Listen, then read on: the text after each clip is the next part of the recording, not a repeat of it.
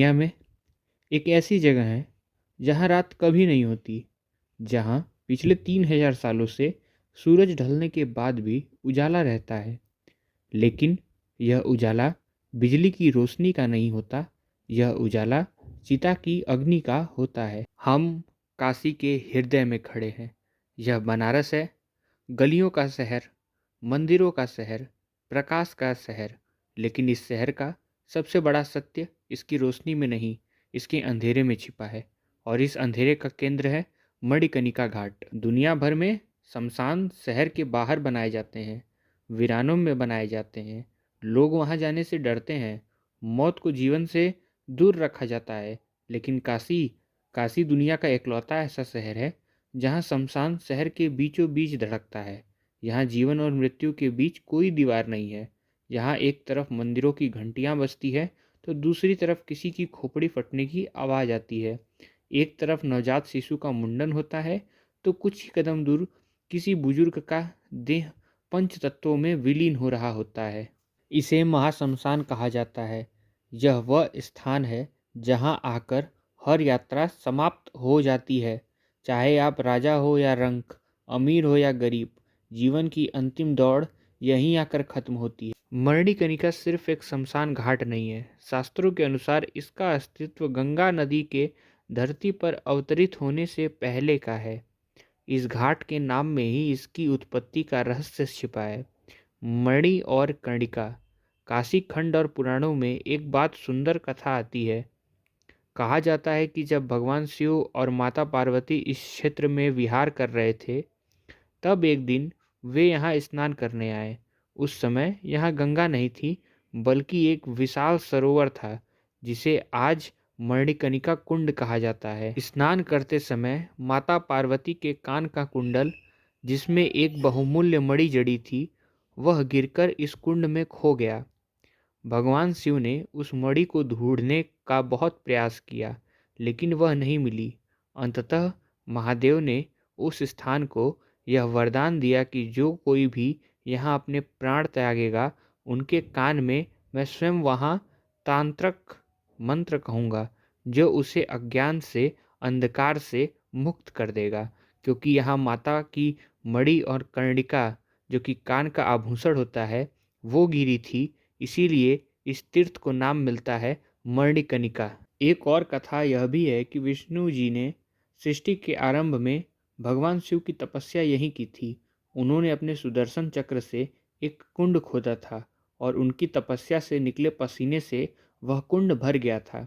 चाहे कथा जो भी कहे, सत्य यह है कि यह स्थान ऊर्जा का एक अत्यंत शक्तिशाली केंद्र है। यह वह बिंदु है जहाँ भौतिक दुनिया आध्यात्मिक दुनिया से जुड़ जाती है। लेकिन लोग यहाँ मरने के लिए क्यों आते हैं? दुनिया भर के हिंदुओं के लिए मणिकर्णिका पर अंतिम संस्कार होना जीवन की सबसे बड़ी अभिलाषा क्यों है? उत्तर है मोक्ष। हिंदू दर्शन के अनुसार आत्मा जन्म और मृत्यु के एक अंतहीन चक्र में फंसी हुई है। हम हर बार जन्म लेते हैं और अपने कर्मों का फल भोगते हैं। इसी चक्र को तोड़ने के लिए या इससे मुक्त होने के लिए हमें मोक्ष की जरूरत पड़ती है। गरुड़ पुराण जैसे ग्रंथों में स्पष्ट लिखा है कि काशी के बाहर मरने वालों को अपने कर्मों के अनुसार यमराज का सामना करना पड़ता है, स्वर्ग या नर्क भोगना पड़ता है और फिर से जन्म लेना पड़ता है। लेकिन जो प्राणी काशी क्षेत्र में, विशेषकर मणिकर्णिका घाट पर शरीर त्यागता है, उसके लिए नियम बदल जाते हैं। यहाँ मृत्यु एक दंड नहीं है, एक पुरस्कार है। मान्यता है कि जब मणिकर्णिका पर किसी शव को चिता पर लिटाया जाता है और अग्नि प्रज्वलित होती है, उस अंतिम क्षण में स्वयं बाबा विश्वनाथ वहां आते हैं। वे जीवात्मा के कान में राम नाम का तारक मंत्र फूंकते हैं। वह दिव्य ज्ञान जो आत्मा को यह बोध कराता है कि वह शरीर नहीं, बल्कि अनंत ब्रह्म का हिस्सा है। इस ज्ञान के मिलते ही आत्मा हमेशा के लिए मुक्त हो जाती है। यही कारण है कि बनारस की गलियों में आपको कई ऐसे बुजुर्ग मिलेंगे जो अपना घर बार छोड़कर यहाँ मोक्ष की तलाश में आ गए हैं। वे सिर्फ एक चीज़ का इंतज़ार कर रहे हैं, अपनी मौत का, ताकि उनकी अंतिम यात्रा मणिकर्णिका से शुरू हो सके। मणिकर्णिका पर मृत्यु कभी नहीं रुकती। आमतौर पर यहाँ हर रोज़ 200 से 300 शव का दाह संस्कार होता है, यानी हर 5 से 10 मिनट में एक नई चिता सजती है। आइए इस अंतिम यात्रा को समझते हैं जो बनारस की गलियों से शुरू होकर यहाँ की राख पे ख़त्म होती है। जब किसी की मृत्यु होती है तो शव को बांस की सीढ़ी पे लिटाया जाता है, मगर मरने वाला पुरुष या विधवा स्त्री हो तो उसे सफ़ेद कफन में लपेटा जाता है।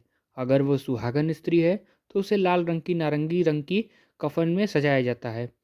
फिर शुरू होती है वह गूंज जो काशी की पहचान है, राम नाम सत्य है, सत्य बोलो गत्य है। परिजन शव को कंधे पे उठाकर सकरी गलियों से होते हुए घाट की तरफ बढ़ते हैं। यह उद्देश्य दुनिया को यह बताने के लिए है कि जीवन में सब कुछ झूठ होता है, लेकिन राम नाम और यह मृत्यु ही अंतिम सत्य है। घाट पर पहुंचकर सबसे पहले शव को गंगा में डुबकी लगवाई जाती है। यह अंतिम स्नान है। माना जाता है कि गंगा जल शरीर के बाहरी पापों को धो देता है। इसके बाद शव को कुछ देर के लिए घाट की सीढ़ियों पर रख दिया जाता है ताकि उसका पानी सूख जाए। इस दौरान परिजन लकड़ी का इंतजाम करते हैं। मोक्ष भले ही आध्यात्मिक हो, लेकिन मणिकर्णिका पर अंतिम संस्कार की प्रक्रिया पूरी तरह से आर्थिक है। यहाँ मृत्यु का अपना एक बड़ा बाजार है।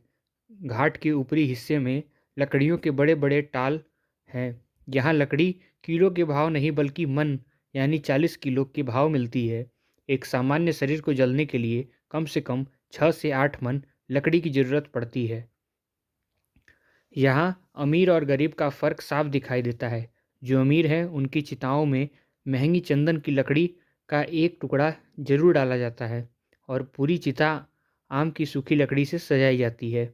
इन चिताओं में ढेर सारा घी और चंदन डाला जाता है ताकि वो तेज सुगंध के साथ जलें। एक अमीर की अंतिम क्रिया का खर्च लाखों में हो सकता है, वहीं एक गरीब परिवार बड़ी मुश्किल से साधारण लकड़ी जुटा पाता है। कभी कभी तो इतनी लकड़ी भी नहीं हो पाती कि शरीर पूरी तरह जल सके। ऐसे में अधजले शरीर को ही गंगा में प्रज्वलित कर दिया जाता है। लेकिन मणिकर्णिका की आग किसी में भेदभाव नहीं करती, चाहे चंदन की हो या आम की लकड़ी हो। अंत में सब कुछ एक ही रंग में यानी कि राख में बदल जाता है। अब हम मिलते हैं मणिकर्णिका के असली शासकों से। ये प्रशासनिक अधिकारी नहीं, ये पुजारी नहीं, ये हैं डोम राजा। मणिकर्णिका के घाट पर सदियों से डोम समुदाय का ही अधिकार है। पौराणिक काल में सत्यवादी राजा हरिश्चंद्र को भी अपनी परीक्षा के दौरान काशी के डोम राजा के यहाँ बिकना पड़ा था और शमशान की रखवाली करनी पड़ी थी। डोम राजा का महत्व इसलिए है क्योंकि वे अखंड अग्नि के रक्षक हैं। घाट के एक कोने में एक धुनी हमेशा जलती रहती है। दावा किया जाता है कि यह आग पिछले 3000 वर्षों से कभी नहीं बुझी है। चाहे वहाँ बाढ़ आए, तूफान आए या महामारी, डोम परिवार उस आग को जलाए रखता है। जब चिता सज जाती है तो मृतक का मुख्य परिजन, जिसने मुखाग्नि देनी होती है, वह स्नान करके और सिर मुंडवा के डोम राजा के पास जाता है। डोम राजा ही उसे उस अखंड धुनी से अग्नि प्रदान करते हैं। इसके बदले में डोम राजा टैक्स या दक्षिणा लेते हैं। बिना डोम को दक्षिणा दिए कोई भी चिता जलाई नहीं जा सकती। यह उनका पुश्तैनी अधिकार है। यह दक्षिणा कुछ रुपयों से लेकर लाखों तक हो सकती है, जो परिवार की हैसियत पर निर्भर करता है। सोचिए, जिस समाज ने उन्हें अछूत माना, उसी समाज के सबसे बड़े सम्राट को भी मोक्ष पाने के लिए अंत में एक डोम के सामने ही हाथ फैलाना पड़ता है। मणिकर्णिका समाज के सारे अहंकारों को तोड़ देता है। मणिकर्णिका सिर्फ एक चिताओं का ढेर नहीं है, यह अपने आप में एक पूरा शहर है, एक पूरा इकोसिस्टम है जो मृतक के इर्द गिर्द चलता है। यहाँ हजारों लोगों की रोजी रोटी इसी घाट से चलती है। लकड़ी बेचने वाले, नाई जो सर मुंडन करते हैं, कर्मकांड करने वाले, महापात्र ब्राह्मण, फूल माला बेचने वाले, चाय वाले, नाव वाले जो पर्यटकों को यह दृश्य दिखाते हैं। यहाँ आपको गोताखोर भी मिलेंगे। ये लोग हैं जो चिता को जलने के बाद गंगा में प्रवाहित करते हैं और उनकी राखों को भी गंगा में डालते हैं। कई बार मृतकों के गहने राख के साथ पानी में चले जाते हैं, जिन्हें ये लोग ढूंढ निकालते हैं। यह उनका जीवन यापन है। एक की राख दूसरी की रोटी बनती है। और फिर यहाँ के जानवर, मणिकर्णिका की गायों और सांडों जो जलती चिताओं के बीच आराम से बैठे रहते हैं, मानो उन्हें भी जीवन और मृत्यु का सच पता है। और यहाँ के कुत्ते जो हमेशा कुछ न कुछ खाने की तलाश में रहते हैं, यहाँ जीवन और मृत्यु के साथ एक ही जगह पर मौजूद हैं। मणिकर्णिका आपको डराता नहीं है, यह आपको जगाता है। यह आपके अहंकार को जलाकर खाक कर देता है। यहाँ आकर समझ में आता है कि हम इस धरती पर सिर्फ पर्यटक हैं। हमारा स्थायी पता यहाँ नहीं है। यहाँ की हवा में उड़ती राख हमारे कपड़ों पर जम जाती है। यह राख हमें याद दिलाती रहती है, तुम भी यहीं हो। मणिकर्णिका घाट यह दुनिया का सबसे बड़ा शमशान है, और शायद दुनिया का सबसे बड़ा तीर्थ भी, क्योंकि यही है जो यहाँ पे इंसानों को आकर उनके जीवन से मुक्ति की यात्रा पर ले जाता है।